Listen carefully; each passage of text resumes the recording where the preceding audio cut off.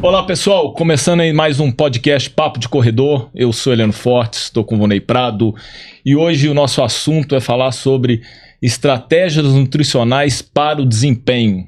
E trouxemos aí uma convidada que nós estamos tentando trazer. Ela tem... Quanto tempo, Vonei? Tem muito tempo, mentira, né? gente. Mais de 6 meses, né? Muito tempo, ela é bem especial e que assim, que se tiver erro aqui, eu já falei com a gravação, a gente perder aqui é igual passagem de cometa. Mentira. Só daqui a 20 anos, né? Débora, seja bem-vinda, tá? Se apresenta para nós e para o público aí. Débora Romualdo. Bom, gente, muito obrigada primeiro pelo convite que está aqui. É uma honra estar com vocês. Eu tenho uma admiração, assim, não tem como falar, né, pelo Heleno, pelo Vonei, pela HF, né? Corro na HF, né? E tenho muito orgulho de falar isso, de vestir essa camisa de peso, né? Obrigado. Então, assim, primeira coisa é agradecer a todo mundo que vai assistir, né? Me deixar à disposição caso alguém queira tirar dúvida. Já também. atende vários atletas da HF, né, Débora? Graças a Deus, tendo vários atletas da HF, sou muito feliz com isso também, né? E tamo aí, né? O nosso objetivo hoje é falar um pouquinho sobre essas estratégias nutricionais pra gente tentar melhorar a performance. Pra quem não me conhece, né, eu sou formada em Educação Física, me formei em 2009, gente. Olha pra você como é que nós estamos ficando velhos. A situação não é boa, né? 2009, pensa? Nem sei quantos anos tem isso. E na época, eu comecei a trabalhar num projeto lá na UFMG, que trabalhava com emagrecimento, aí eu fui pro mestrado nessa área. Trabalhava com emagrecimento e também com obesidade na época, né? E, coincidentemente, assim, ou aquelas coincidências que a vida nos traz e que, na verdade, não é coincidência, né? Eu fiz um projeto na época que a gente dava uma ração com leite moço pros ratinhos, os ratinhos engordavam e depois a gente tacava eles pra correr na esteira. E nenhum emagreceu. Coisas da vida, eles melhoraram muito a massa óssea, porque a gente também tinha um modelo lá com a parte do osso, mas não teve emagrecimento. E isso me fez ir para nutrição. E aí, por isso que fui fazer o doutorado na nutrição. E depois, mais tarde, fui trabalhar no pós-doutorado também na nutrição. Mas aí eu já comecei a trabalhar com a parte da nutrição esportiva, suplementação de carboidratos, com o professor Emerson Silame. Foram vários cafés, assim, lá na UFMG para discutir essa reposição de carboidratos que a gente vai falar um pouquinho hoje aqui. E hoje trabalho, sou nutricionista também, né? Me formei nesse período também no curso de nutrição. E hoje trabalho em consultório, dou aula, né? Na educação física também, não larguei a profissão, então cada hora de trabalho numa coisa. Mil e uma coisas, né? A gente tenta, mil utilidades pra Débora. Mil utilidades. É por isso que é difícil trazer a Débora também, isso tá explicado. Gente, isso é tudo uma intriga da profissão, tá? Ô Débora, então aproveitando aí, antes da gente falar da nutrição, vamos falar sobre o jejum, né? Que hoje está muito aí na pauta, as pessoas treinando em jejum, buscando emagrecimento, buscando até melhora de desempenho também. E aí, o que você fala pra gente do jejum do atleta e treinar? Sempre quando a gente for falar aqui, vai ser treinar para o desempenho né, esportivo. No caso, em algum momento ele pode usar o jejum? Sim, ele pode usar o jejum em algum momento, sim. Na verdade, né, é a resposta que ninguém gosta, né? É o tal do depende, né? Que a gente sempre a resposta depende de vários fatores. Primeiro deles, qual que é o tempo de jejum que a gente está falando? Né? Então, se é um jejum de 8 a 12 horas, por exemplo, que é um jejum fisiológico, né? Você chegou do trabalho, cansado, comeu alguma coisa ali, foi dormir, aí acordou, nossa, vou treinar, já estou em cima da hora. Então, é o jejum que a gente fala que é o jejum fisiológico. Esse jejum de 8 a 12 horas, ele tem uma resposta que a gente espera adaptativa. Agora, o jejum mais longo do que isso, e parece loucura quando a gente pensa em jejum mais longo que isso, para muitas pessoas falam assim, não, o cara ficou esse tempo todo sem comer, ficou, gente. A gente tem vários estudos de jejum de 16 horas, jejum até de 24 horas, né? Então, assim, existem possibilidades nesse sentido, né? A gente não vai focar em discutir essas estratégias aqui, mas existem possibilidades nesse sentido. Então, assim, um jejum fisiológico de 8 a 12 horas, que eu acho que é o que o nosso atleta aqui da HF faz, normal. Que é o normal. Nesse tipo de jejum, a gente espera aí uma redução de aproximadamente 30% a 50% na quantidade de glicogênio, gente, é a nossa reserva de glicose no fígado, tá? E a gente também tem uma reserva de glicose no músculo, que a gente chama de glicogênio muscular. Um jejum desse de 8 a 12 horas, ele impacta um pouco, né? Assim, ele impacta relativamente muito na reserva de glicose do fígado, né? Em torno de 30% a 50%. E impacta praticamente muito pouco na reserva de glicose do músculo. Então, o que isso tem a ver com a pergunta? Posso treinar de jejum ou não posso, né? Depende do tempo de jejum, do tipo de treino. Vamos imaginar que hoje eu vou fazer um treino regenerativo, fiz meu longo ontem, vou fazer um treininho aqui de 50 minutos, treininho Z2, né, bem leve aqui, um treino leve, tá? E aí, nesse tipo de treino, eu fiz um jejum de 8 a 12 horas, que eu já comecei o meu treino com menos glicogênio do fígado. Lembrando, gente, a diferença é que o glicogênio do fígado, ele fornece glicose pro corpo todo, e o do músculo não, o do músculo ele é egoísta. Ele dá glicose só pro músculo mesmo, essa é a principal diferença, né? Tá. Então, o que vai acontecer? Se eu fiz um jejum de 8 a 12 horas e vou fazer um treino leve, né, um treino regenerativo, o que vai acontecer? Nesse tipo de treino, mesmo que eu tenha essa redução de glicogênio do fígado, isso vai impactar pouco na minha performance e vai impactar pouco também no glicogênio muscular. Então, assim, não tem problema nenhum, ao meu ver, né, para um treino leve, a gente realizar um treino em jejum. Tá? Existem até alguns benefícios descritos na literatura, né? Então, a gente sabe que um treino em jejum ele pode potencializar a queima de gordura, a oxidação de gordura. Isso não quer dizer emagrecer mais, que fique claro, tá?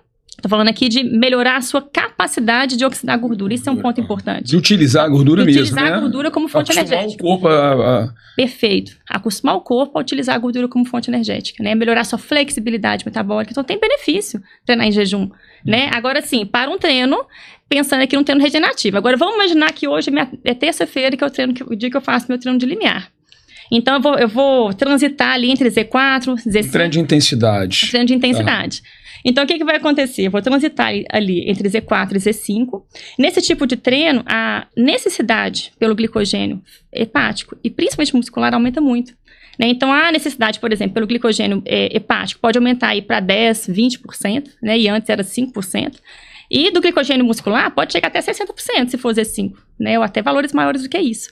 Então, se você já chega para treinar para um treino desse, com menos glicogênio hepático, isso vai comprometer a sua performance. Então, se é um treino Z4, Z5, um treino de limiar, um treino intenso, o treino de jejum pode comprometer a performance. Mas se é um treino mais regenerativo, um treino mais leve, não teria problema nenhum. Acho que até vejo com bons olhos, né, a gente pensando aí nessa melhora de oxidação de gordura.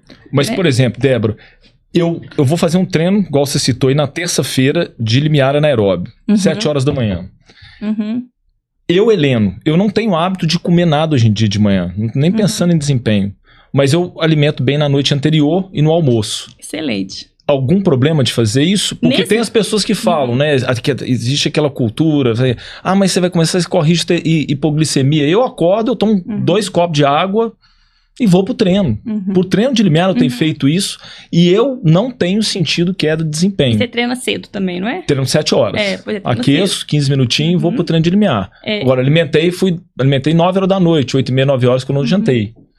Aí tem duas situações aqui. Vamos pegar 2 exemplos. Vamos imaginar a seguinte situação. O Heleno, nesse exemplo que ele tá dando aqui, na noite anterior ele comeu um prato de macarrão, entendeu? Depois foi lá e colocou, sei lá, um copo de suco de uva integral, que tem muito carboidrato, e fez uma alimentação rica em carboidrato.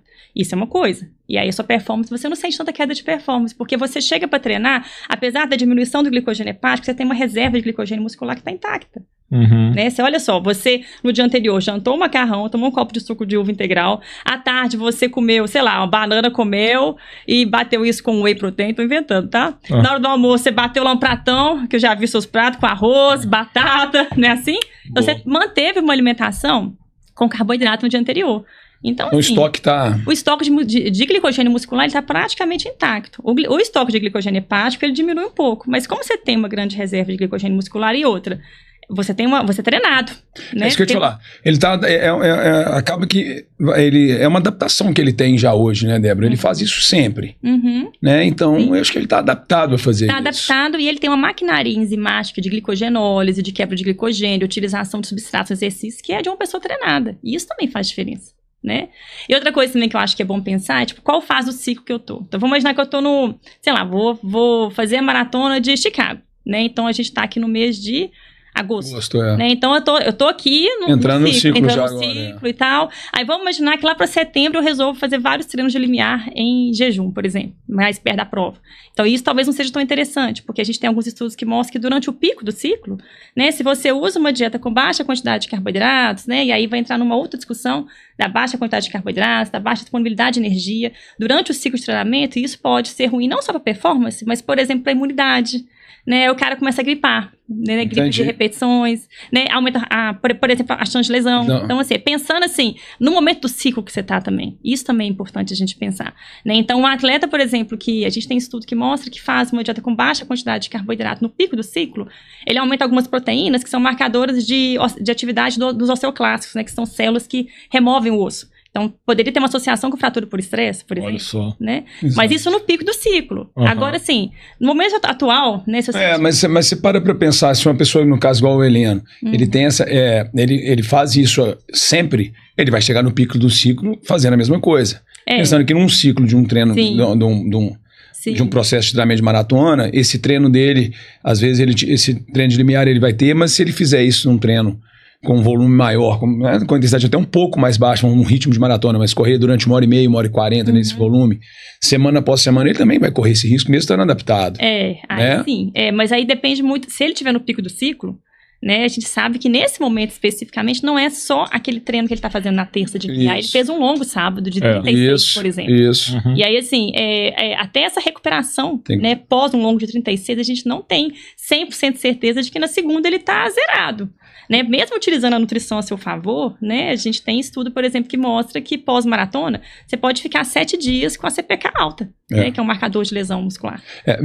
Falando nisso, Débora, não na CPK, mas continuando na alimentação, nesse caso, hoje em dia está um fenômeno de cada dia o corredor quer correr mais cedo. Né? Ele quer chegar para correr 5 da manhã, 6 da manhã, 5 da manhã, e aí ele vai jantar à noite, vai comer à noite, e ele vai ter que comer alguma coisa de manhã, né? Se ele entrar num processo de treinamento com volume alto, intensidade mais alta, em dias de treino de intensidade, ele precisa de comer alguma coisa e tal. O que seria assim, o ideal, teoricamente, dele colocar? Porque, querendo ou não, eu passo pra gente, tem uma experiência que é a largada da Maratona do Rio. A gente come, você tem que comer. A largada da prova é 5 horas da manhã. Você levanta 3h30. Você jantou às 7 da noite. Pô, como é que você come 3 horas da manhã? Seu corpo é adaptado. Você não tem como treinar seu corpo a comer 3h30 da manhã. Você não vai ficar acordando 3h30 da manhã para poder comer. Tem fome nenhuma. Fome nenhuma, mas você tem que comer. Né? Mas vamos pensar, então, a prova é uma exceção, mas vamos pensar nessa turma que hoje, esse fenômeno aí de correr 5 da manhã, né? 5h30 da manhã, quer dizer, essa turma tem que tomar café 4 horas, 4h30 da manhã. E aí? O que colocar, né? O que colocar numa situação dessa, né? A gente tem que pensar uma coisa que é o seguinte, a gente tem um esqueminha, sabe? De que quanto mais próximo que for do horário da sessão de exercício, mais o foco é no carboidrato. Eu posso pôr proteína? Você pode pôr proteína se você se sentir bem comendo a proteína, você pode colocar proteína, mas isso não vai aumentar a sua performance, entende? Isso pode, por exemplo, reduzir a proteólise, reduzir essa perda de massa muscular, que a gente pode depois entrar nessa discussão, mas assim, o foco é no carboidrato, né? E de preferência o carboidrato é leve, né? E aí tem até um ponto importante nessa sua pergunta, que é aquela coisa também do intestino, né? Porque a gente sabe que muitos atletas procuram a gente para treinar de jejum, porque a prevalência de desconforto intestinal na corrida é enorme, né? Então, se vocês forem estudar sobre isso, tem um estudo que ele investigou uma maratona com 500 corredores, e aí o povo terminava a maratona e falava assim, e aí, você já teve algum episódio de desconforto intestinal, alguma azia, alguma diarreia, alguma náusea, ou então gases, cólica, né? Fazendo algum treino de corrida ou fazendo prova? 83% dos corredores relataram que sim. Então é uma prevalência muito alta. E a gente vê isso no consultório. 53% deles relataram urgência de ir ao banheiro. Então, assim, noto no meio do treino que desesperado, se aquele banheiro da Lagoa Seca falasse BH2 mole, né? Quanta gente já teve que ir correr. Porque, assim, isso acontece, a prevalência é muito alta. E 53% dos corredores relataram, né, que já tiveram esse tipo de episódio, né? E 37% relataram diarreia mesmo, ou pós-exercício ou durante. Então, também é um ponto do exercício em jejum, que quando você vai de jejum, você, querendo ou não, reduz um pouco a chance disso acontecer. Só que aí, voltando para a sua pergunta, né, o que você colocaria num treino tão cedo? Colocaria um carboidrato de absorção rápida e evitaria, gente, principalmente se você estiver nesse grupo dos corredores que tem desconforto intestinal, evitaria gordura e fibra. Né? Por quê? Porque a gordura é de difícil digestibilidade, a fibra também. Então, vou dar um exemplo bem prático. Banana com aveia e pasta de amendoim. Gente... Vacalhou tudo. Mas vamos lá. Vamos imaginar que é um corredor que não tem nada, que nunca sentiu desconforto intestinal na vida dele, tá feliz da vida. Tudo bem, ele tá acostumado a comer aquela banana com aveia e pasta de amendoim, nunca deu errado. Então, segue o jogo, né? Vai ser feliz, né? Agora, assim, vamos imaginar que é um corredor que tem sofrido com isso. Né? Então, aí, se você coloca banana com aveia, parte de amendoim, você coloca gordura, você coloca fibra. Gente, que fique claro que a aveia é um alimento maravilhoso para a saúde. Né? A gente tem estudo que mostra, né, que ela ajuda a reduzir o colesterol, vários benefícios. Mas se você é um corredor que tem desconforto intestinal, não vai usar isso no pré-treino. Entendeu? A mesma coisa a gordura da pasta de amendoim. A gente tem vários benefícios do amendoim, mas no pré-treino, se você já sentiu desconforto alguma vez, também não é talvez o melhor momento pra gente trabalhar com isso, entende? Então, o que comer nesse pré-treino imediato ali, né? Que você, sei lá, 4h30 da manhã, você tá no Lagoa Seca 5 horas. Talvez um carboidrato leve, com baixa quantidade de fibra, baixa quantidade de gordura.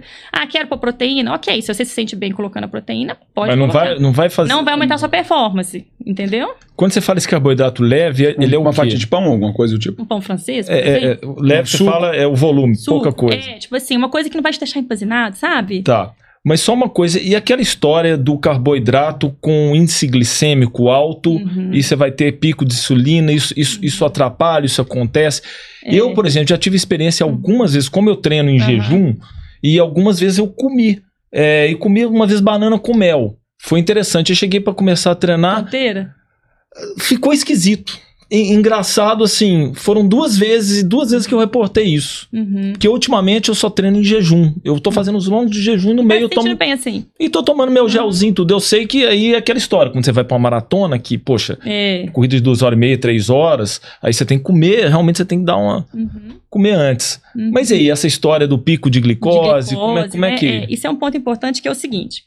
Primeiro, em relação à performance, se eu comparar o carboidrato de alto índice glicêmico, por exemplo, aqui, vamos pensar aqui no pão francês, que tem índice glicêmico alto. E se eu comparar o carboidrato de baixo índice glicêmico, um pão integral, por exemplo, para performance, os estudos não mostram diferença, tá?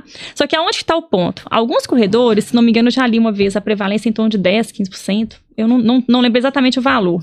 Mas tem a hipoglicemia de rebote. Não sei se foi isso que você teve. O que seria isso? Você vai lá e come um carboidrato de alto índice glicêmico. Vamos imaginar um pão francês. Índice glicêmico de 99, que é alto. Aí você ingeriu a carboidrato de índice glicêmico alto de jejum. Aí dá aquele pico na glicose, não dá? Quando dá aquele pico na glicose, também dá aquele pico na insulina. E aí você começa a treinar. Na hora que você está fazendo exercício, o que vai acontecer? A gente vai ter por que pode dar essa hipoglicemia de rebote? Porque o próprio exercício aumenta a captação de glicose na célula. Entendeu? Então, se você, pré-exercício, você comeu o carboidrato de alto índice glicêmico alto, deu um pico na glicose, deu um pico na insulina, começou a fazer exercício, o próprio exercício tem um mecanismo de captar glicose que é independente da insulina. Então, assim, você já começou com a insulina mais alta e ela foi lá e jogou glicose pra dentro da célula, né? Assim?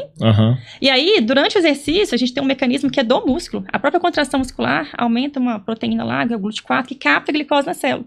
Então, você tem muita captação de glicose e aí dá aquela hipoglicemia de rebote. A prevalência ela é pequena, a gente sabe que não é todo corredor que tem isso, tá? Que você apresentou, mas pode dar hipoglicemia de rebote. E dura pouco tempo também, né? Dura pouco tempo. Aí, nesses casos, é melhor a gente trabalhar com carboidrato com índice glicêmico um pouco mais baixo. Né? Por exemplo, a palatinose poderia te ajudar a resolver isso. A palatinose não é para todos, né?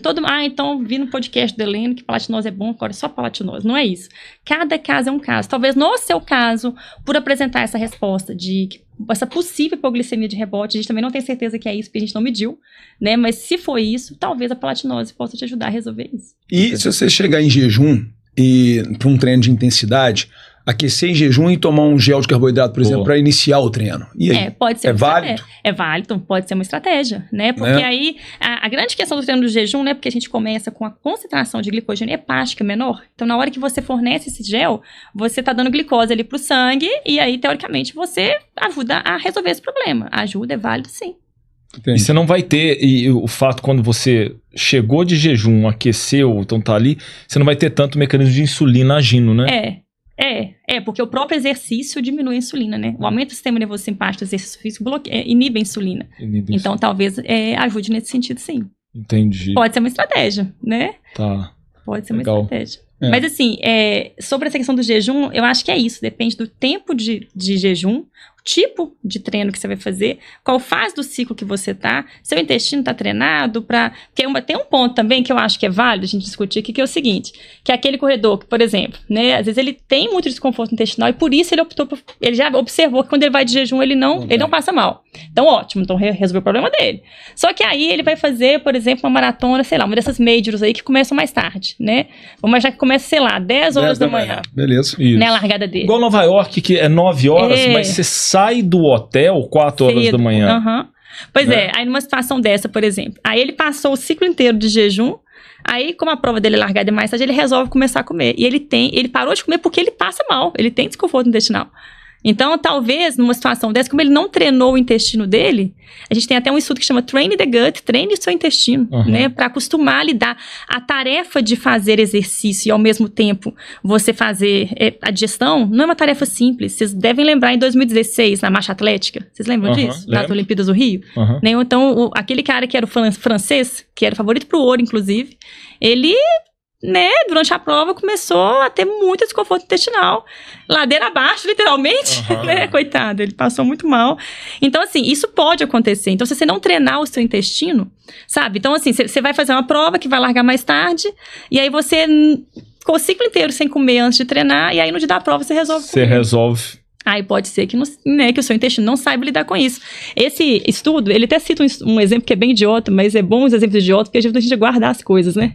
Que eles citam um programa americano que eles competem qual o maior número de cachorro-quente que uma pessoa consegue comer em 10 minutos. Parece um exemplo idiota, mas ele cita que o cara que tem o maior recorde do programa, ele relata que ele treinou o intestino dele a conseguir comer 64 cachorro-quentes em 10 minutos. Não tô mandando ninguém comer 64 cachorro-quentes em 10 minutos, pelo amor de Deus. Vamos lançar o desafio, hein? Quem vai bater o recorde aí? Fazer carga de carboidrato, né? Só que, assim, esse exemplo, né, do estudo é interessante porque mostra que o nosso intestino ele é treinável nesse sentido. A gente tem a capacidade de treinar. Né? Então, vários capacidade de absorver. De treinar o intestino, absorver isso, a conseguir aproveitar esse carboidrato, né? Então, isso é um ponto importante também. Então, a gente tem que avaliar tipo de treino, tempo de jejum, como é que é o seu intestino, né? Então, qual fase do ciclo que você tá? Então, é o clássico depende, né? Entendi, claro. Sim. E aí, no caso, Débora, do tipo de treino agora, vamos andar um pouquinho, né? E nesse pós-treino? O que vem para esse pós-treino, né? Então, assim, acho que a gente tem que analisar também o tipo de treino que você fez para o pós-treino, né? Pela quantidade, o que você vai alimentar, né? Assim, um treino longo, um treino de rodagem e um treino de intensidade com volume maior, né? Sim. Como é que seria isso? Esse pós-treino, a gente tem que avaliar tudo isso que você falou, que é um ponto importante também.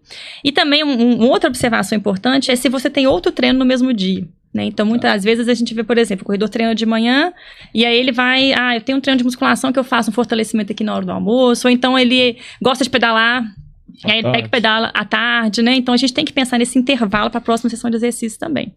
Se você não tiver outro treino no mesmo dia... vamos pensar na situação normal que a pessoa vai treinar no outro dia só, no dia seguinte. Então, ótimo. Então, nesse exemplo, quais são os 3 componentes chaves desse pós-treino? Seria, primeiro, a proteína, que eu colocaria aqui. Então, assim, independente de se foi regenerativo, se foi longo, o que vai variar talvez sejam as quantidades, mas e o tempo de exposição, mas qualquer um desses treinos eu vou ter que fornecer a proteína, né? Ela é um nutriente muito importante porque ela vai auxiliar nessa recuperação muscular. E aí é bom falar sobre isso porque... quando eu penso em pós-treino, não é só a refeição que eu faço logo antes. Às vezes você vê o corredor, ele termina o treino, às vezes deixa até o whey no carro, toma o whey, vai trabalhar, acabou. Eu não tenho mais que preocupar com a minha alimentação, já cumpri minha obrigação. Pós-treino não é isso. A maior parte dos estudos mostra que o pós-treino, ele pode durar 12, 24, até 36 horas, dependendo de como que for o treino. Eu lembro quando eu estava lá na UFMG fazendo pesquisa com o professor Albenar Nunes, e ele trabalhava no modelo que os animais corriam no laboratório, né, na esteira, e depois a gente colocava o músculo no microscópio mesmo para ver a resposta inflamatória e acompanhar isso, né? 12 horas depois era o pico da resposta inflamatória, ou seja, é o pico do momento que você mais precisa de fornecer proteína, nutrientes para recompor aquele músculo. Então, preocupar com o pós-treino só imediato é um problema. A gente vai preocupar com isso ao longo das próximas 24 horas. Então, primeiro é entender o que é pós-treino. Não é só a refeição que você faz logo antes. Logo depois. Logo depois. Segundo, qual o nutriente? Então, a proteína, que ela é muito importante para essa recuperação muscular, reconstrução muscular, né? Além da proteína, o carboidrato, para você fazer a ressíntese de glicogênio, fazer a ressíntese da reserva de carboidrato que você utilizou para aquele treino. Então, é importante pensar no carboidrato. De alto ou baixo índice glicêmico? Aí depende. Se você tem um treino no mesmo dia, você vai ter que trabalhar com carboidrato de alto índice glicêmico, que aí você precisa de otimizar essa ressíntese de glicogênio. Agora, se é só no dia seguinte e é um treino mais leve, você pode trabalhar com carboidrato de índice glicêmico moderado a baixo. Eu falo isso porque, em termos de saúde também, a gente também tem que pensar nisso, né? o índice glicêmico mais baixo, os alimentos com índice glicêmico mais baixo, muitas vezes, nem sempre, mas muitas vezes eles são mais saudáveis, né? Então, assim, batata doce, batata inglesa, né? Aquela comparação. Então, também é importante pensar nisso. E o carboidrato tem um terceiro ponto, que muitas vezes é negligenciado, quando a gente fala de pós-treino, que são um grupo de substâncias que a gente tem, que chama compostos bioativos. O que isso quer dizer? São substâncias que tem nos alimentos, elas não são nutrientes, sabe? Mas são substâncias que conferem algum benefício à saúde daquela pessoa. O que isso tem a ver com a corrida? A gente tem estudo que mostra que quando a gente acrescenta essas substâncias no pós-treino, então vamos imaginar o seguinte, o cara vai fazer um shake, tá? De whey protein, que é a proteína, vai colocar banana, que é o carboidrato, vai colocar um leite ali, vamos imaginar assim. E aí, se ele acrescenta esses compostos bioativos, ele otimiza a recuperação muscular. Ele reduz dor muscular tardia. Entende? Ele acelera a recuperação muscular. O que exemplo de compostos bioativos? São substâncias presentes em frutas e vegetais. É aquele papo de todo nutricionista, come fruta e vegetal que é saudável. Mas muito além de ser saudável, acelera a recuperação muscular. Então, é igual você pensar numa reconstrução de uma obra, né? Vamos imaginar que você tem uma obra ali, né? Você tem que construir uma casa. Se o pedreiro está ali sozinho, se o pedreiro tem os auxiliares, ele constrói aquela obra mais rápido se ele tem os auxiliares. E esses compostos bioativos são isso. Então, aonde que a gente tem composto bioativo na alimentação? Vamos trazer para a prática, né? Vamos falar em linguagem mais simples. Frutas vermelhas, todo mundo já ouviu falar que se você coloca frutas vermelhas ali, você acelera a recuperação muscular. A gente tem estudo, por exemplo, de que colocar morango, cereja, frutas vermelhas nesse pós-treino, você reduz dor muscular tardia. Né? Então, qual corredor que durante um ciclo de maratona vai me falar que dia nenhum você ficou com dor muscular tardia? Não, vou começar a comprar. Só com morango, né? O problema é que o morango e o amor agora tá bacana. Não tem todo, morango caro, vai faltar morango. Pois é. Tem um pesquisador que ele investigou na meia maratona de Brasília, ele trabalhava com a cúrcuma. Né, o açafrãozinho ali que a gente compra no supermercado, põe ele no ovo, no pós-treino. E ele via que o açafrão, além de ter reduzido ele pediu para que os voluntários, durante 30 dias, antes da prova, colocassem o açafrão. E pós também. Aí ele viu que a concentração de CPK foi menor nos voluntários que usaram o açafrão. E também ele viu que a dor muscular tardia foi menor, os índices, né, de dor muscular tardia. Então, quando a gente pensa em pós-treino, eu pensaria, primeiro, em ampliar o conceito de pós-treino para as próximas 24 ou até mais tempo, horas, né, pós-exercício, na proteína para reconstrução muscular, no carboidrato para recintas de glicogênio e nos compostos bioativos que a gente aprendeu aqui hoje, que eles aceleram a recuperação muscular. Frutas vermelhas, açafrão, cacau. E Débora, isso aí tem o tempo, por exemplo, quanto mais rápido, melhor? Ou a gente tem uma janela de tempo? Por exemplo, acabou de fazer entrar treino, com a alimentação. Tá? Acabou de fazer um treino longo ali no sabadinho lá, 2 horas de treino, acabou ali 8h30, 9 horas da manhã. Aí você tá ali batendo papo, não comeu, aí você vai comer meio-dia. Tem diferença da pessoa que ficou de 9, ele parou de treinar 9 horas até meio-dia sem comer nada. Tem a diferença? Ou ela acabou de correr, de treinar, 9h15, ela sentou, comer, né? Ela comeu. Para otimizar esse... Essa pergunta é muito legal, essas perguntas suas. Depende do nutriente que a gente está falando. Se é a proteína, a resposta inflamatória, ela fica 12 horas, é o pico lá, né? Vamos imaginar que com 24 horas a gente reduziu essa resposta inflamatória. Então, enquanto tem aumento de resposta inflamatória, tem aumento de metabolismo, aumento de demanda metabólica, aumento de necessidade de proteína. Então, o pós-treino imediato, que é quando você acabou de treinar aqui às 9h15 da manhã, igual você deu o exemplo, né? Eu tô aqui no início da curva. O pico é com 12 horas. Não quer dizer que você não tem que comer com 12 horas. Você só pode comer com 12 horas, não tem que comer logo aqui. Mas aqui não é o principal. Ao contrário do que muita gente pensa. Pensando em proteína. Agora, pensando em carboidratos, é diferente. E aí, talvez, aí que mora a confusão, que o povo fala assim, tem que comer correndo, né? Porque o carboidrato, sim, quanto mais rápido você entrar com a injeção de carboidrato, melhora a ressíntese de glicogênio muscular. E aí, por isso a importância de pensar se você tem um outro treino no mesmo dia, se você vai treinar agora só no dia seguinte, porque aí, no caso do carboidrato, sim. Entendi. E no caso rápido, aí dessas frutas vermelhas que você citou o exemplo, isso aí, então, seria para diminuir o processo inflamatório, né? Essa pergunta é muito importante. Para diminuir, é para reduzir esse processo inflamatório, mas sem comprometer as adaptações do treino. Entendi. Isso é um ponto importante, porque se você inibir a inflamação demais... Você quer aquele inflame... Você quer aquele inflame. Para poder você, né, gerar aquele processo para dar a supercompensação e você ficar mais forte. A inflamação ela é necessária para o remodelamento muscular, reconstrução muscular, para a biogênese mitocondrial, para todas as adaptações que a gente precisa no treinamento. A grande questão é aquela inflamação que não resolve, né? né? Aquele atleta que está inflamado e que nem teve a resolução da resposta inflamatória, está treinando de novo. E aí a gente começa a trabalhar, por exemplo, com a ideia do overtraining, né? Mas assim, de uma maneira geral, a inflamação é necessária. Então por que você mandou ingerir frutas com papel anti-inflamatório? Quando é uma fruta com papel anti-inflamatório, você não chega a bloquear as respostas de treino. A natureza é tão perfeita, né? Às vezes a gente está tão preocupado com querendo comprar 1 milhão de suplementos, e a natureza é tão perfeita, e tem estudo que mostra isso, tá? Que se você comparar, por exemplo, a vitamina C da laranja, ela não bloqueia a recuperação muscular no pós-treino. Se você quiser chupar uma laranja depois do seu pós-treino, tudo bem. Agora, o suplemento de vitamina C, 1000 miligramas, se você colocar ele no pós-treino, ele atrapalha a recuperação muscular. Olha só. Entendeu? Então, assim, é diferente. O alimento, a nossa comissão celestial lá em cima é perfeita, né, gente? Então, assim... E o pessoal tem muito... o gengibre. O gengibre, ele é um anti-inflamatório do mesmo poder disso? Sim, como é que é? O gengibre, ele contém esses compostos bioativos, né? Ele tem vários compostos bioativos que têm essa característica anti-inflamatória. Então, teoricamente, ele faria o papel do morango. Faria o papel do morango. A gente tem estudo em corredor com gengibre também. Tem com gengibre, tem com morango, tem com frutas vermelhas e tem então, com açafrão. Um gengibre com morango... Você tá bem. Aí você coloca um cacau, acabou. Mas, Débora, agora vamos lá. A pergunta que todo mundo vai adorar. E aí, de tudo que você falou, você tá com um corredor que quer emagrecer. Como é que você administra tudo isso? Você vai falar pro cara que ele tem que comer depois do treino, que ele tem que comer antes do treino, que ele tem que pôr carboidrato durante o treino. Você sacaneou, né? Porque corredor que quer emagrecer... Eu tô pensando nisso. Tanto corredor, o que mais tem aí é o corredor entrar num ciclo e querer perder um pezinho. E a pior coisa, que a Débora falou no início da fala dela aqui, já vou deixar pra você aqui, ó. O quê? Não adianta comer leite condensado e correr no dia seguinte. Não emagrece. Os ratinhos não emagreceram. Então, amigo, eu só fui comer o leite condensado, já desiste de correr no dia seguinte. Não vai mudar. Não vai mudar. Fica uma semana sem comer, tá? Com os tabletinhos de docinho de leite. Isso é um ponto importante. Quando a gente fala em emagrecimento, e é comum, já aconteceu isso no consultório, de pegar um paciente que assim, poxa, eu tô treinando para maratona, porque até agora eu só emagreci isso. O cara chega frustrado, né? Como assim, né? Então, assim, olha o reloginho lá, vê o tanto que ele gastou e ainda assim ele só emagreceu isso. Então, assim, esse corredor, ele tem que entender, e aí a importância de, por exemplo, vamos imaginar que você vai fazer uma maratona, vamos pensar que é Rio, né? No meio do ano. Então, de você ter tempo para trabalhar esse emagrecimento com calma, entendeu?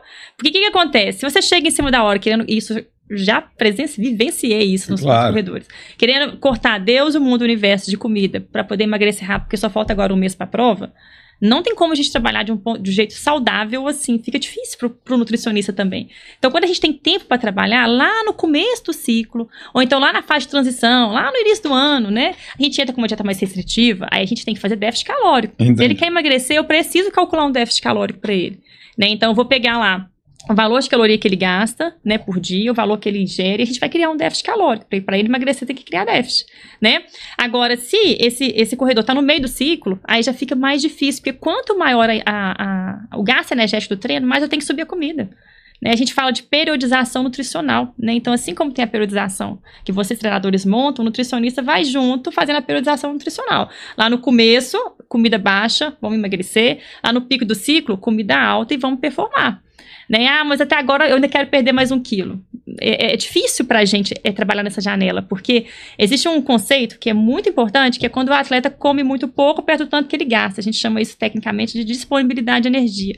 Quando isso está muito afetado, está muito baixo, ele está gastando demais, não quer comer, isso é fator de risco para lesão, isso é fator de risco. Tem um estudo em corredor, em maratonistas, que eles encontraram que quando ele comia muito pouco, em relação ao que ele gastava, aumentava em 4,5 vezes a chance de fratura por estresse. Fratura por estresse. Uma fratura por estresse tira você do jogo.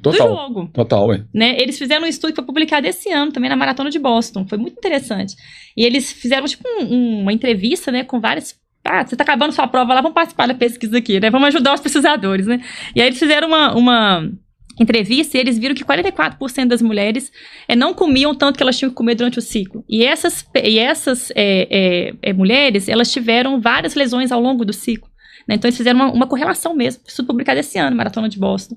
Então, assim, existe uma correlação de que se você comer muito pouco perto do tanto que você precisa, né, que a gente chama de baixa disponibilidade de energia, isso por si só é um fator de risco para lesão, isso por si só reduz sua imunidade, aí você começa a gripar. Né ou não é? Isso, com certeza, com certeza. Durante o ciclo, direto. A gente vê isso direto. A gente tem estudo que mostra que 33,3% dos corredores gripam durante o ciclo. Né? Principalmente se eles estão comendo muito pouco. Então, assim, eu quero emagrecer, mas nós vamos fazer isso na hora certa, lá no início do ciclo. Né? Na hora que estiver lá fazendo o longo de 36, não vai ser a hora que eu vou fazer uma grande restrição energética. E aí entra num ponto, né, Volney, que é um problema, que às vezes a pessoa quer restringir durante a semana, que no final de semana quer comer, ela quer comer o que tiver que comer, ela acaba o longo e terra de ninguém, né? Só volta pra dieta segunda. É, recompensa. A recompensa. E aí, o que acontece? Ela vai lá e come tudo que ela não comeu durante a semana, no final de semana, né? Come de alimentos que não vão ajudar tanto na recuperação muscular e durante a semana falta. Mas a longo prazo, cronicamente, ela fica com baixa disponibilidade de energia. Né? Então, assim, não resolve. Se você quer emagrecer, o mais interessante é que você comece esse processo lá no início do ciclo e vai fazendo isso com tempo para que a gente possa emagrecer com saúde durante o ciclo. Você tem algum número de perda de peso, vamos falar, ou em percentual ou em quilos, que é relativamente saudável para a pessoa perder? É claro que isso também depende do tanto que a pessoa pesa. Né? Quanto mais peso, né, mais ele pode perder ao longo aí do tempo. A gente tem uma tabelinha, sabe, Helena? Depois eu posso disponibilizar para você. Tem uma tabelinha que mostra qual que é o tanto que você pode reduzir, que ainda tá saudável. A mulher, por exemplo, que é muito magra, ela começa a produzir pouca leptina, que é um hormônio, uma adipocina que a gordura produz. E aí, quando ela produz muito pouco, quando ela tem muito pouca gordura e produz muito pouco desse sinalizador, ela tem menos, por exemplo, estrógeno. Então, ela tem mais chance de questões. Ela vai parando de menstruar, não é? Ela vai tendo mais chance de fatura por estresse.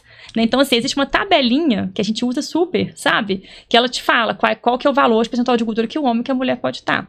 A gente tem até um estudo, que eu acho que eu cheguei a comentar com você, Helena, que saiu recente também, que ele propõe uma equação, sabe? A cada 1% de gordura que o corredor diminui, de percentual de gordura, isso pode melhorar a performance da maratona em torno de 2 minutos e uns quebradinhos, sabe? Tá vendo? Então, que a leve é importante mesmo, né? Ele tem até uma equação que ele calcula isso, ele joga lá no... percentual de gordura. Ele foca mais no percentual de gordura do que no peso corporal. Então, a cada 1% que você reduz de percentual de gordura, menos 2 minutos. Doido, agora só falta ficar com 0 para poder... E o pessoal queimando ali R$2.000 em tênis de placa e continua comendo docinho de leite. Exatamente. Continua comendo docinho de leite. É mais prazeroso você gastar o dinheiro com tênis do que tá lá com tênis, cara. E a gente vê muito também assim, acabei meu longo hoje, gastei aqui 1.500 calorias, agora posso comer o que eu quiser. E se você for parar pra pensar, um exemplo, tá? Exemplo idiota aqui. For parar pra pensar, tem alguns, sei lá, um sanduíche com batata frita e um refrigerante, eu tenho essas calorias aí. Foi quase tudo aí embora, ué. Foi tudo embora. De 36, foi ali, 30 minutos, sentado ali. Você sofreu ali 2 horas e meia pra entregar. E os reloginhos também, é importante falar que o valor de gasto calórico que ele marca não é tão preciso. Claro, sim, claro. Infelizmente, a gente sabe que tem até um estudo que ele compara as marcas, né? E ele mostra, por exemplo, que a Garmin tende a subestimar um pouquinho, a Polar e a Apple Watch superestima um pouquinho. Então, ele faz até uma tabelinha com as marcas, né? O tanto que cada uma erra, pra gente ter uma ideia disso, né? Na prática. Entendi. Né? Então, aquele valor ainda não é tão preciso, né? Então, assim, você confiar naquilo ali, sua vida, pra você poder comer o que você achar que você pode comer o que você quiser, é muito difícil gastar caloria e muito fácil ingerir. Não tem dúvida. Muito fácil. Débora, e continuando nessa parte de perder peso que o Volney colocou aí, eu vi esses dias numa mídia social um triatleta mais velho e ele está adotando a dieta low carb, ele competiu em jejum, dieta carnívora, mas ele estava fazendo um triatlon, um Ultraman, né? Um Ironman, um Ultraman, não sei. A pergunta é o seguinte: você, numa estratégia para poder perder peso, diminuir o carboidrato e aumentar a proteína, é possível a gente fazer isso e manter desempenho com intensidade no treinamento para maratona? Porque a gente sabe que para uma prova de Ultraman, que é a prova que dura aí 30 horas, 20 horas, será que é a partida, né? O substrato energético prevalente é gordura, né? Não é o carboidrato. Então o cara consegue, ele vai correr ali numa intensidade bem mais baixa. Exatamente. Numa maratona não, você vai utilizar, a predominância é glicogênio muscular. Né? Então assim, no caso aí, é possível a gente tirar carboidrato, viver com uma dieta mais carnívora e manter desempenho para uma maratona? Uma prova de meia maratona, uma maratona? Sim. Se a gente for olhar em termos de ciência, né, a gente tem duas linhas, sabe? A gente tem uma linha principal, que está na maior parte dos estudos, né, nas nossas referências, que é de colocar o carboidrato, né? E tem uma linha de um pesquisador que eu já vi que você gosta muito, que eu já entrei na sua salinha lá, já vi você com o livrinho dele lá, que é o Tim Noakes. O Tim Noakes. Né? O Tim Noakes, ele é um grande crítico a esse excesso de carboidratos, né? Se a gente for olhar um pouco da história disso, né, e eu tive muita oportunidade de discutir muita coisa sobre essa linha, quando eu estava com o professor Emerson Silame, né, que eu até contei para vocês anteriormente, se a gente for estudar sobre essa linha, você vai ver que o que foi a questão do Tim Noakes. Misturando com o lado pessoal, tá? Ele fez mais de 50 maratonas, ele tem mais de 500 artigos publicados, ele é um grande pesquisador, e aos 60 e poucos anos ele descobriu com diabetes. Então, assim, ele ficou, né, irado com aquilo e falou assim, agora a gente vai rever a história do carboidrato. Entendeu? Aí ele faz essa revisão e ele mostra que em 1925, primeira maratona, que colocaram água com açúcar pro maratonista lá, o cara melhorou a performance, viralizou isso aí, entendeu? Aí depois, em 1960 e poucos, né, eles deram água com açúcar para um time de futebol americano que chamava Gators, e esse time melhorou a performance, ganhou o campeonato, e aí veio a Gatorade, tá? Então, o que aconteceu? O Tim Noakes fez um levantamento histórico e publicou um artigo que chama A Verdade sobre os Drinks Esportivos. E nesse artigo ele faz uma denúncia sobre esse excesso de carboidratos, ele coloca isso aí, né, que você tá colocando. Então, assim, é possível, ele é o pesquisador dessa linha, que trabalha com a dieta com baixa quantidade de carboidratos. Ele mostra benefícios? Mostra que você fica mais eficiente na queima de gordura, na oxidação de gordura, só que também tem um lado ruim da falta do carboidrato, que é, por exemplo, a diminuir a imunidade, que é, por exemplo, favorecer lesão, que é, por exemplo, esse aumento de cortisol crônico, que está associado, por exemplo, com a diminuição de vários hormônios, TSH, estrógeno, testosterona, entende? Então, assim, tem vantagens e desvantagens. E nem sempre tirar o carboidrato emagrece mais. Se eu tirar o carboidrato, se eu tiro meu arroz, mas eu dobro minha carne, eu não estou emagrecendo mais. Eu não estou em déficit por isso, entendeu? Entendi. Então, isso é um ponto importante. Então, assim, para responder essa sua pergunta, funciona, não funciona? Depende de qual linha científica que você está seguindo. Tem ciência em fazer uma dieta com cetogênica, né, que seria com 10% de carboidrato e performance? Tem base científica, que é a linha do Tim Noakes, do vôlei, que, né, eles trabalham com essa linha. Só que quais são os efeitos disso? Então, você vai entrar em choque, por exemplo, com o Comitê Olímpico de Nutrição Esportiva, que é contra, né, que ele coloca as consequências que isso pode ter em termos de saúde. Então, assim, qual fase do ciclo que você está? Quem é esse atleta? É um atleta que já está em overtraining e agora ele cismou de fazer uma low carb? Talvez para ele vai ser ruim. É uma pessoa que quer tentar uma coisa nova, uma estratégia nova. Vamos tentar fazer um train low, que a gente chama train low, compete high. Você treina com baixa quantidade de carboidrato e compete na véspera da competição com uma alta quantidade de carboidrato. É uma possibilidade. Tem ciência para os dois lados. Sabe, tem os dois pontos de vista. O que determina se você qual ponto de vista que você vai escolher é a individualidade daquele atleta. Não está errado. Eu estou fazendo isso e conseguindo os estudos dos Tim Noakes, que é um grande pesquisador. Ele tem ciência para justificar o que ele está fazendo. Né? Agora, assim, é um erro quando a gente vê as pessoas que acham que vão tirar o carboidrato, vão dobrar a proteína, estão dobrando a caloria e estão achando que vão emagrecer mais. Não é assim. A gente tem que calcular isso para que você mantenha um déficit energético, porque senão também não funciona. Eu tirei meu arroz, dobrei a picanha, sabe? Então não é por aí também. Né? Entendi. E pensando em desempenho, só complementar aqui, em desempenho, Débora, se a gente fizer a estratégia, ele acabou de treinar e ele ingeriu o carboidrato, né, na perda de peso, acabou de treinar, ingeriu o carboidrato, e aí depois ele fica um longo período sem ingerir carboidrato, e ele vai fazer essa ingesta de proteína. Né? Isso seria uma forma. Isso seria uma forma. No pré também, num pré de um treino de qualidade, ele ingeriu o carboidrato novamente. Sim. Excelente. Né? Helena, mas nesse intervalo você prevalecer a proteína. A proteína. Aí. Eu tô achando que o Helena é quase um nutricionista, olha só. Porque, assim, essa estratégia que você tá colocando, a gente já tem isso bem preconizado, se chama train low. E fazer train low não significa só treinar em jejum ou só não comer carboidrato o dia inteiro. Significa fazer, por exemplo, isso de uma maneira muito sábia, isso que você colocou aí, que seria você colocar carboidrato nas horas estratégicas e ao longo do dia você reduz o carboidrato como uma forma de otimizar a oxidação de gordura. O que é o princípio dessa questão de treinar com baixa quantidade de carboidrato? Seria você otimizar a oxidação de gordura. Porque aí você se torna mais eficiente para queimar gordura e na hora da competição, na véspera, você vai lá e faz uma carga de carboidrato. Que você treina eficiente para queimar gordura e com uma alta quantidade de carboidrato, de reserva de glicogênio. Mas só mais uma coisa, o treinamento ele já não traz isso? Essa eficiência melhor do que na dieta? Por exemplo, a gente sabe que os atletas bem treinados, até que os treinos longos, aqueles com altos volumes de treino, alta quilometragem, eles já melhoram naturalmente a oxidação de gordura. Né? Então, assim, quanto mais alto é o limiar anaeróbio dos atletas, né, se ele está treinando com um limiar anaeróbio bem próximo do percentual do VO2 máximo dele, o que está logo abaixo vai ser mais utilização de, né, em velocidades submáximas do limiar dele, vão ser velocidades em que vai ter predominância de oxidação de gordura.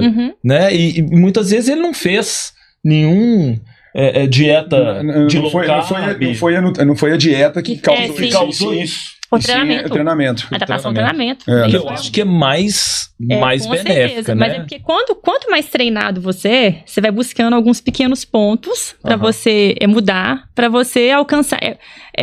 Quanto mais treinado você se torna, menos treinável você é. Você vai mexendo em pequenos detalhes para você conseguir até melhorar essa treinabilidade o aumento dessa oxidação de gordura. Exatamente. Né? Tirar o carboidrato não está errado. Usar ele de maneira sábia, como você colocou aí, também não está errado. Sabe, a grande questão é pensar para quem, né? Quem é essa pessoa? Quem é esse atleta? É um atleta que já vem aqui com o histórico de um overtrain? É um atleta, por exemplo, que está emendando ali 2 maratonas no ano? Então, tudo isso a gente tem que avaliar. Quem que é esse atleta que está querendo fazer essa estratégia? Né? Porque não é ruim, tem ciência para isso, tá? Tem justificativa científica, tem estudo, dá para poder fazer, sabe? É super viável de fazer, só que tem que pensar nessas consequências também. É um atleta que já chega para você e te fala, não, já gripei 4 vezes esse ano. Entendi. E indo para esse lado agora, né, pensando em suplemento, Débora, quais suplementos que você considera importantes para um corredor, né? Assim, você fala assim, esses suplementos eu acho que o corredor tem que usar porque realmente vão fazer a diferença, né? São importantes. A gente tem aqueles suplementos que têm mais evidência científica, vamos falar assim, né? Que, por exemplo, a cafeína, né, essa é nível de evidência científico A. Né, a gente tem um grupo forte de estudos que mostra que ela pode melhorar a performance. Mas muito cuidado quando a gente fala isso, porque senão a pessoa sai igual aconteceu com um corredor, paciente meu recente, que eu conheci, né, a partir dessa experiência que ele teve, que ele fez uma maratona ano passado, e aí ele levou todos os géis de cafeína. Todos os géis. 200 miligramas. Não, 200 miligramas. Eu fiz a conta, ele ingeriu quase 800 miligramas na maratona inteira. Aí chegou no final, a perna dele tremia tanto, ele abortou a prova. No quilômetro 30 e alguma coisa, ele abortou a prova.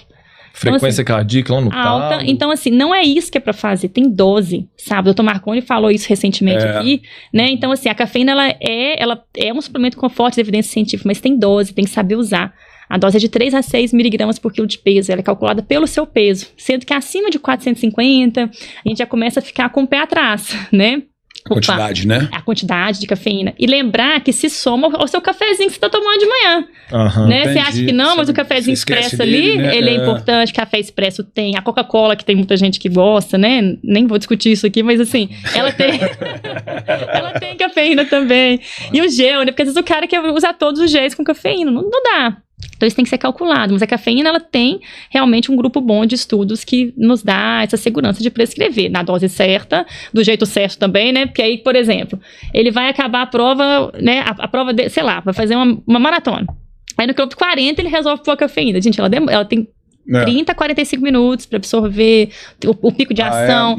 Se é em goma ou se é na forma de cápsula, tem efeito diferente, sabe? Então tem o gelzinho, são 30 minutos? O gel, mais ou menos, uma média de 30 minutos para absorção. Então, assim. Só pegando esse gancho, e o gel, na hora que você toma o gel, ele também tem um tempo para começar essa absorção, porque o gel é mais rápido. Tipo 15 minutos? Não, tipo 10, 15 minutos. 10, 15 minutos. O gel mais rápido. A cafeína, não, ela tem toda uma rota, né, bioquímica para ser seguida, né, para absorção, para ter o pico de ação. Então, assim, não adianta, no quilômetro 40 eu vou pôr cafeína, meu pace é 5 por 1000, acabei a prova. Na hora que você acabar vai começar, na hora que você estiver querendo deitar para dormir, né, aí o coração tá lá, ó. Então, assim, a cafeína é um suplemento com muita evidência científica, e lembrando também que ela tem uma diferença genética, sabe? Tem gente que tem genes que metabolizam ela mais rápido, tem gente que tem genes que metabolizam ela mais lentamente, tem gente que toma café para dormir e não sente nada, tem gente que toma café e não consegue dormir mais. Então, existem variações que são genéticas, e isso também a gente tem que avaliar, tá? Então, a cafeína a gente tem muita evidência.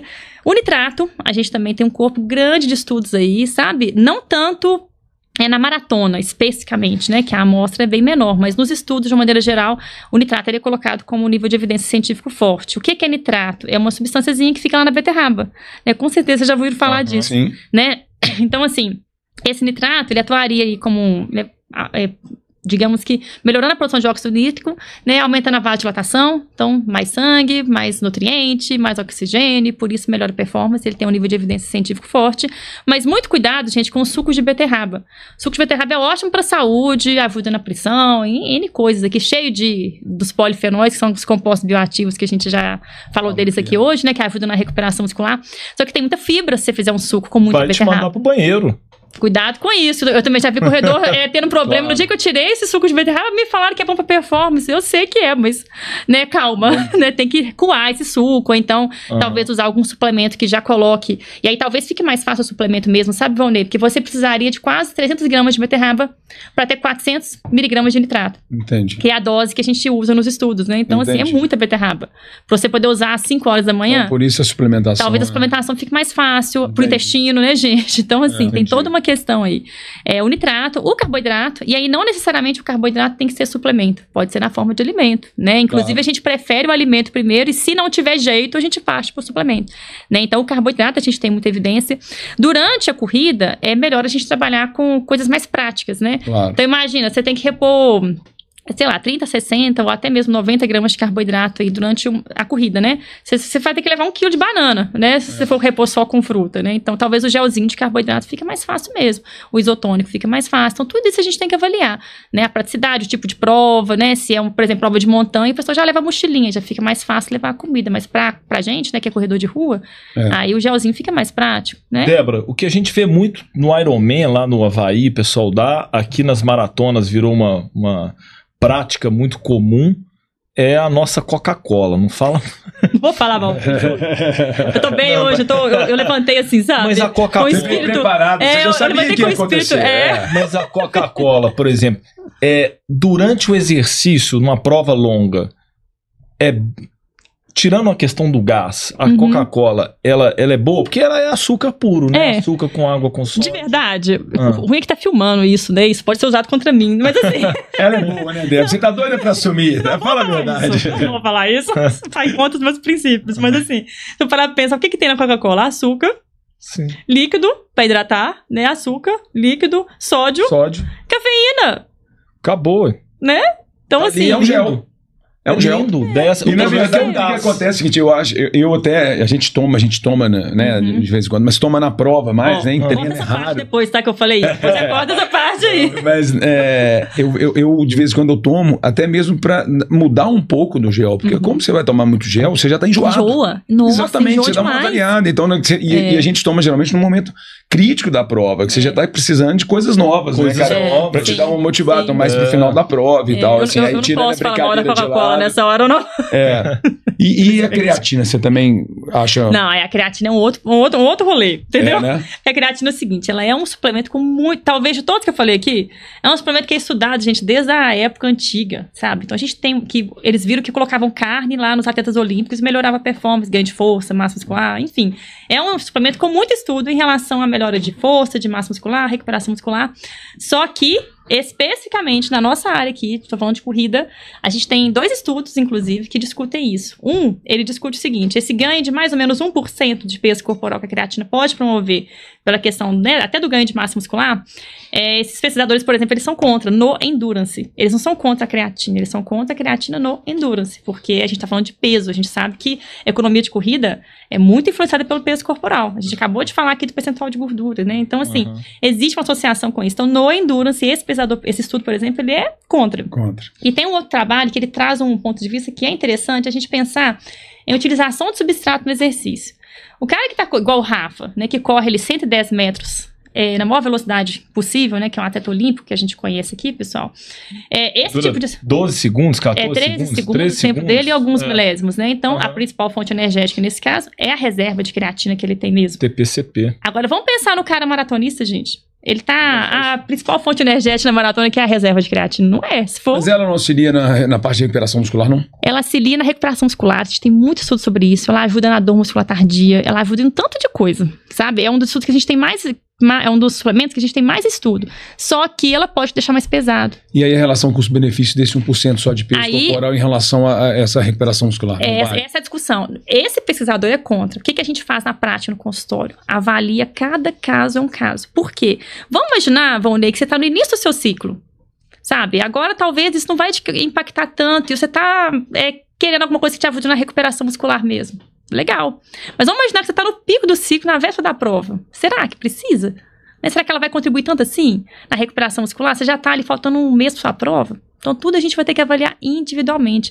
E outro ponto que é importante, existem corredores que são sensíveis, existem indivíduos, na verdade, que respondem bem à resposta de creatina, e a gente também tem um grupo de pessoas que não respondem bem à suplementação. Então, essa pessoa que não responde bem, que não impactou em nada, talvez não faça diferença. Mas eu lembro de uma vez, eu vou falar dele aqui, que ele é meu amigo, eu posso falar o nome dele, do Rairan.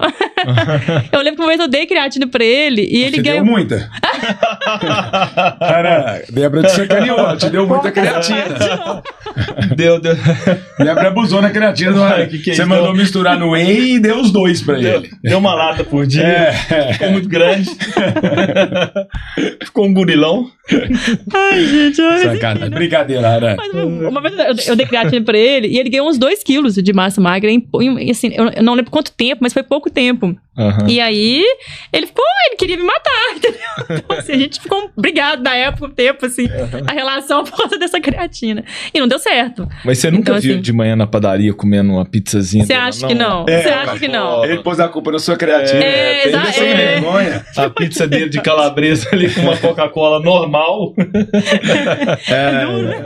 Aí não tem jeito, não. Aí põe a culpa na creatina. Pior que mesmo, ele pôs não pensei nisso na época, você não sabe. Todo dia de manhã tá lá sentado. Quando é isso, é um pãozinho de queijo. Pois é, né? Ele tá numa fase difícil, né? Nossa senhora, ele tá fugindo de mim. E uma coisa que nós não falamos até agora, né, Débora, é sobre hidratação. Ah, tá. Isso é um ponto importante mesmo. Né? Durante prova, durante treino, e aí? Eu vou te falar, até junto com o meu ponto de vista aqui, mais uma vez, a gente tem 2 linhas na ciência, né? Tem o colégio americano, que manda você repor de 400 a 800 ml de água por hora, né? E os estudos, inclusive o Tinox, que manda você repor de acordo com a sua sede. Eu sou do grupo que repõe de acordo com a sua sede. Gente, pelo amor de Deus, eu não gosto dessa hidratação, sabe? Obrigatória, né? Sabe? Por que isso? A gente tem um estudo na Maratona de Boston também. Esse estudo é mais antigo, né? Mas ele mostrou que a prevalência de hiponatremia foi de 14%, parece pouco quando a gente pensa, mas as consequências da hiponatremia para a saúde não são, né, podem ser até graves, né, dependendo do grau que foi essa hiponatremia. E as causas de hiponatremia nas provas de corrida são muito mais associadas ao excesso de água do que a falta de sódio. Entendi. Então, assim, aí você vai falar, o que acontece muitas vezes, já tem pesquisadores discutindo isso, inclusive o Tinox. O cara treina, ele vai pro Belvedere para correr. Aí ele vai lá, treina, faz o longo dele lá de 30 quilômetros, ele toma água ali de vez em quando, ele foi num horário que foi diferente do horário que vocês estavam lá, então assim, ele toma água quando ele lembra, porque ele nem lembrou de deixar no carro ali. Aí chega na hora da prova, tem água de cada, sei lá, cada 3 quilômetros, cada 5 quilômetros. E aí ele começa a tomar água, porque tem água disponível, se tem de graça a gente quer, né, gente? Afinal de contas a gente já pagou por aquela água ali, né? Sim. E aí o que começa a acontecer? Você começa a tomar água demais. Né? E aí você não tem noção de... Você nem pensou nisso na sua hidratação durante o seu ciclo e começou a tomar água demais durante a prova. Verdade. E a hiponatremia dilucional, ela é muito mais prevalente do que a hiponatremia por falta de sódio. Então, para mim, é repor a água de acordo com a sede. Segue a sua sede, que ele é um mecanismo selecionado evolutivamente, que não vai te fazer entrar em excesso de água, nem em falta de água. Mesmo porque, né, Débora, 800... falando isso, 800 ml... por hora? De água é muita coisa, cara. Não tem jeito, não. Quem corre... Eu acho que a gente pode pensar, igual a gente conversou com o Arthur aquela vez, talvez quem estive lá no Nordeste e tal, e aí a gente tem que pensar até em repor não só água, né? Porque em altas temperaturas... sim, no calor, negócios, né? Exatamente. O que acontece, assim, que é uma coisa da gente pensar, Valnei, que às vezes durante a própria prova, né? Vamos imaginar que, sei lá, você corre 5 por 1000, e a prova dá água a cada 3 quilômetros. Estou inventando aqui, tá? Isso, é isso aí. Vão ser 3 horas e meia, né? Então, vamos imaginar que você, a cada 3 quilômetros, toma ali um copinho daquele de 200 de água. Você não bebe 200, né? Você vai beber 40 ml. Você vai beber... Você não consegue, você não bebe 200 ml. Você não pode tomar um copo inteiro, mas tem gente que toma, né? Agora, imagine se você nunca pensou nisso. Entendeu? Aí na hora da prova, a própria esquema, eu não tô aqui falando que é errado a prova falando sem água, mas eu quero dizer que talvez a gente tenha que pensar nisso durante o ciclo. Entendeu? Lógico. E aí você vai pra prova preparado. Você vai tomar de 5 em 5, né? Em vez de 3 em 3. E segue a sua sede, sabe? Eu Às acho vezes também. o que eu vejo muito que acontece é que a gente tá tão apavorado ali pra acabar a prova, tá nervoso, tá ansioso por alguma, né, por causa da prova, ou, né, por N coisas, e aí você nem tá pensando, você nem lembra de prestar atenção na sua sede. Eu E aqui concordo com essa linha sua, Débora. Eu sou assim. É, Né? Assim, eu não tenho essa coisa de tomar água. planejadinho, né? Não, eu acho que é de pois acordo com o que você precisa. Sim, é porque o colégio americano ele coloca, né, lá, e a gente vai ver isso nos livros, textos, vai ver isso na internet o tempo inteiro, E né? mesmo assim, quem consegue tomar esse tanto de água, muitas vezes são corredores. Se a gente for ver até esse resultado desse estudo da maratona de Boston, Uhum, são corredores que correram maratona acima de 4 horas. sim, Corredores mais lentos. sim, Por mais quê? lentos. Ele correndo lento, ele consegue beber Tomar água. água, exatamente. Exatamente. Ele corre, ele consegue no trote dele beber água e ingerir com mais Eu volume. falo que eu, numa prova, eu até costumo pegar o copo d'água em todo ponto. Uhum. Mas eu tomo um gole. É um gole. Eu pois é. molho a boca, às vezes eu nem engulo de 200. aquela água. Você Entendeu? sente Eu só sua preciso de sede, molhar a né? boca, entendeu? 200 ml você vai tomar 40 ml, 30 É ml. mesmo. Agora imagina o corredor que nunca pensou nisso. É. E a prova tá lá, tem que tanto de copo, ele pode pegar o que ele quiser, Sim. né? É igual quando você tá almoçando na sua casa, se a comida tá na sua mesa, você vai comendo, né? Está disponível, né? Sim. É. Agora, se não é assim, então ali é a mesma coisa. Olha o tanto de copo que eu tenho disponível ali. Eu posso pegar quanto eu quiser. Então, Sim. é É livre, isso aí. né? Ô, Não. Débora, e as famosas cápsulas de sal? E aí, O Heleno. todo mundo vem e fala com a gente, você tem que tomar sal, você tem que, né, fica quase igual um boi que come sal pra engordar, né, e bebe água depois. Pesar mais. Ué. Então, essa é a pergunta mais difícil que você me fez aqui até agora. Vou te falar porque a gente não tem tanto estudo de sal igual a gente tem de carboidrato, de jejum, a gente tem muito menos estudo de sal. E vamos pensar aí 3 pontos principais. Primeiro, o que é a recomendação científica? Colégio Americano de Medicina do Esporte. Você só vai repor sódio se o exercício durar mais de 2 horas ou se você perde mais do que 1,2 litros de suor por hora, ok? Então, assim, essa é a recomendação. Então, esse pessoal que está usando capa de sal em provinha curta, de 10 km, até às vezes meia maratona, mas você vai acabar a prova ali, sei lá, 1h45. Será que você precisa de capa de sal? Entendeu? Então, assim, a recomendação científica ela é clara. É para exercício com duração superior a 2 horas ou para quem perde mais de 1,2 litros de suor por hora. Entendi. Quem que é a exceção? E aí nós vamos discutir as exceções. 20%, já foi medido, tá? Dos maratonistas são os chamados suadores salgados. Não sei qual que é a melhor tradução para isso. Uhum. O que é suador salgado? É aquele cara que perde muito sódio. A gente tem até um número, né? Mais de 1,3 gramas de sódio por litro de suor.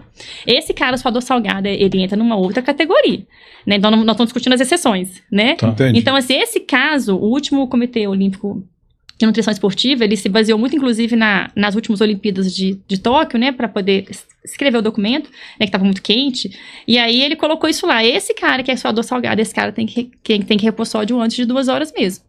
Antes de 2 horas. Mais de 2 horas. Com 1 hora ele tem que repor sódio. Mas ele é suador salgado. Ah, essa é a pergunta que eu te fazia. Então, um corredor normal que vai fazer uma maratona de 80%. 3 horas e meia, Uhum. se ele tiver que repor sódio, é só a partir de 2 horas. Só a partir de 2 horas. Ah, Colégio então ele não precisa de Americano começar Medicina do antes. Esporte. Não Entendi. precisa. E aí, qual que é o problema de começar antes? É uma pergunta interessante. Qual que é o problema de começar antes?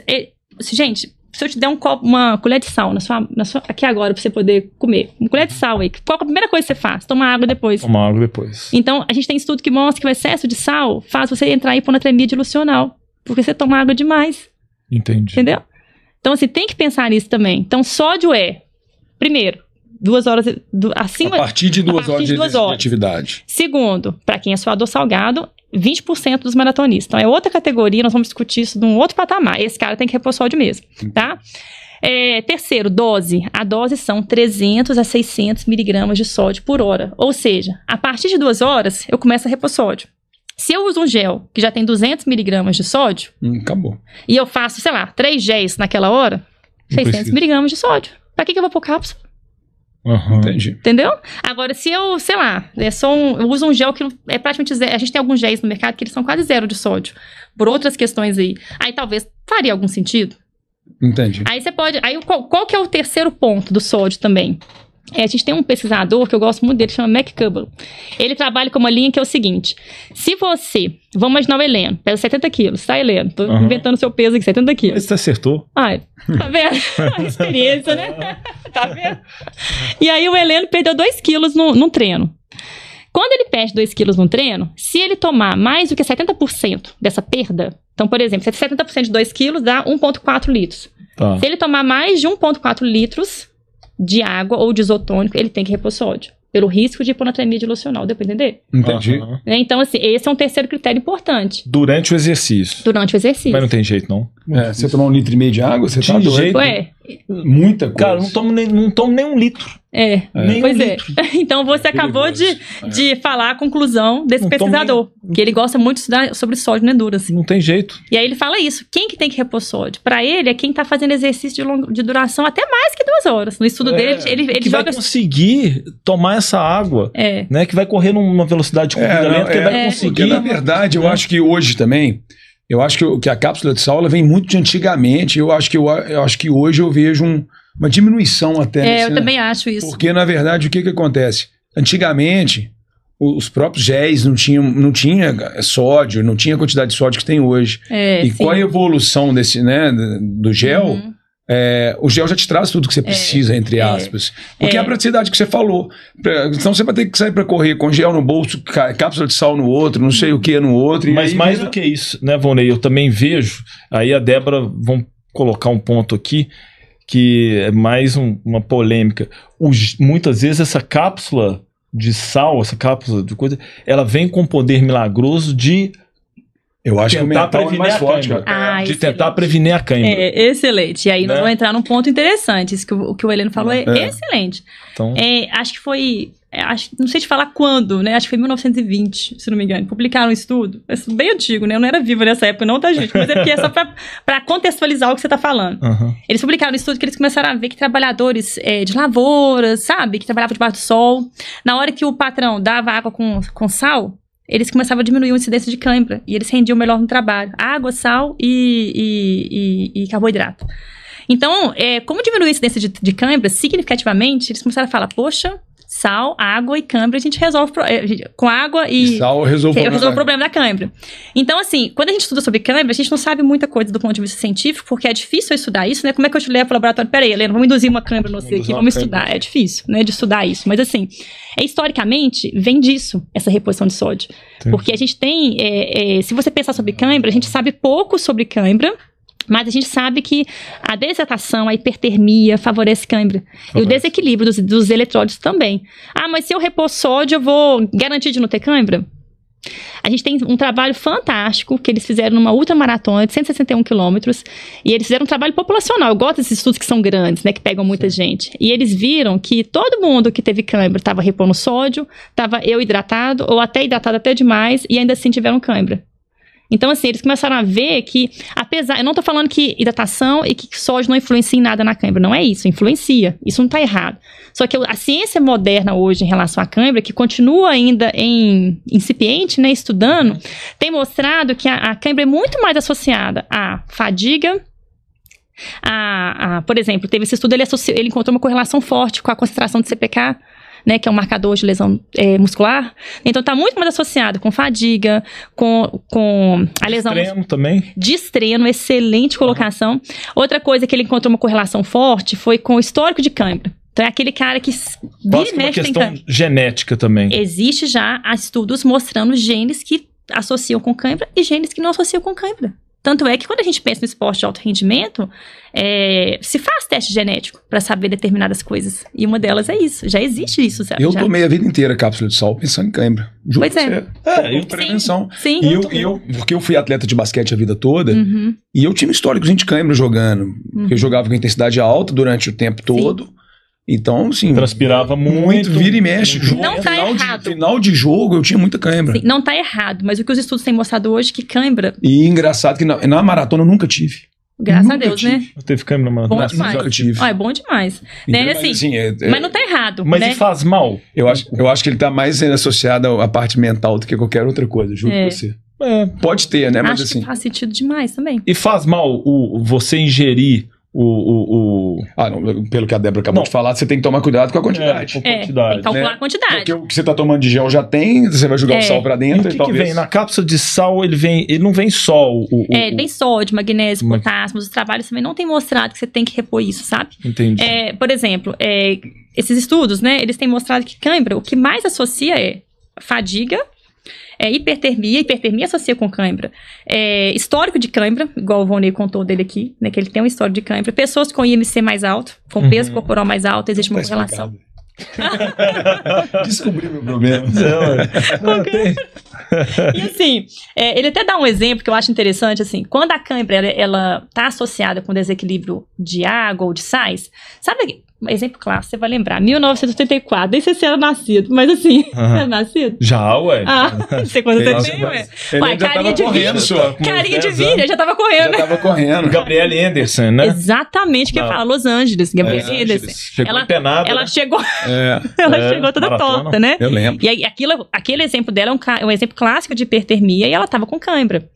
Em cãibra em músculos que não são associados direto só com exercício. Poxa, ela tava com cãibra no pescoço, cãibra no peitoral. Já tive isso. Primeira maratona que eu fiz, 2005, 20 anos atrás, Porto Alegre, eu cheguei com cãibra generalizada. Eu tive cãibra no pescoço, tive cãibra no abdômen, qualquer jeito que eu nunca tive correndo, mas pós-maratona pra caramba. Pós-treino dirigindo, voltando, dirigindo, de Pampulha pra cá. Né? Nossa senhora, você desespero. está salvo, porque quando você tem na maratona, dependendo, o ano passado da maratona do Rio, no quilômetro 26, eu tive uma que assim, eu não conseguia. Eu vi que eu não ia conseguir correr mais. É duro. É um nível de contração, de dor, você não sai fora daquilo mais. Não consegue sair fora daquilo. Agora, nesses casos específicos, que a cãibra é em músculos que não são, né, no quadríceps, né, no esternocleidomastoide, né, sei lá, né. Nesses casos específicos, parece que tem uma associação grande com água e com sódio, com desequilíbrio eletrolítico, que é uma coisa sistêmica, não é uma coisa local. Muitas vezes, isso aí é tempo prolongado de exercício e ambiente muito quente. Né? Ambiente muito quente favorece cãibra, isso é um fator forte. Agora, assim, falar que vou usar capa de sal e não vou ter cãibra, quem dera, gente, se fosse tão simples. Fácil, né? A capa de sal ia custar. Né? Exatamente. De capa de sal. Que ia resolver só. Quem queria comprar? Achou a fórmula da imortalidade. Achou a fórmula da imortalidade. Então, infelizmente, a gente não tem essa garantia. Mais um suplemento aqui, que eu acho que a gente que tá hoje em dia, questões também que envolvem um pouco aí a questão muscular da câmera, mas muito ligado a sono também, que é o magnésio. Tenho escutado muito falar que o magnésio, ele ajuda para melhorar a sua qualidade de sono, ajuda também até na reposição muscular, muscular. O que você fala aí do produto? O magnésio, ele não é um suplemento com nível de evidência forte, mas é um suplemento que está em expansão, digamos assim, tá em estudo, sabe, digamos assim. Então, a gente tem um corpo bom de estudos mesmo em relação à parte do sono, em relação à parte como relaxante muscular, por isso a ideia da cãibra, sabe? Agora, dizer que eu vou suplementar magnésio e ainda assim eu não vou ter cãibra, eu não posso garantir isso. A gente não tem estudo que comprova isso. Entende? Agora, mas assim, no auxílio de uma recuperação muscular? Na recuperação muscular eu já vi pouco estudo, sabe? Até mesmo porque... Mas ele pode estar mais associado, talvez... a melhorar a qualidade do sono e automaticamente faz sentido, a qualidade do sono. Faz sentido. Tem estudo que mostra que pode ajudar no sono, mas assim, tem que ter um cuidado com isso, que é o seguinte, às vezes a pessoa, ela tá super estressada, ela vai dormir super agitada, ela não faz higiene do sono, que a gente sabe que é super importante, então ela dorme com a televisão ligada, as luzes ligadas, aí ela tá tomando magnésio, e ela acha que vai resolver a vida dela no sono. Então tem que ter um cuidado com isso, sabe? Pode auxiliar? Tem estudo que respalda? Tem estudo que respalda. Agora, dizer que isso vai resolver o seu problema de sono, sono é multifatorial. Né? Lá na clínica do Dr. Marconi, que a gente trabalha junto com um fisioterapeuta, que ele trabalha com a parte do sono. Né? Então, você vai conversar com uma pessoa que estuda sono, você vê o tanto de coisa que influencia. Então, assim, você dizer que um nutriente vai, sabe? É bem complexo, assim, sabe? O sono é importantíssimo para a recuperação muscular. Então, assim, eu não diria que repor magnésio vai resolver, sabe? Entendeu? 100% essa questão, O Ney tá tentando repor e tem muito tempo, ele acorda de hora em hora.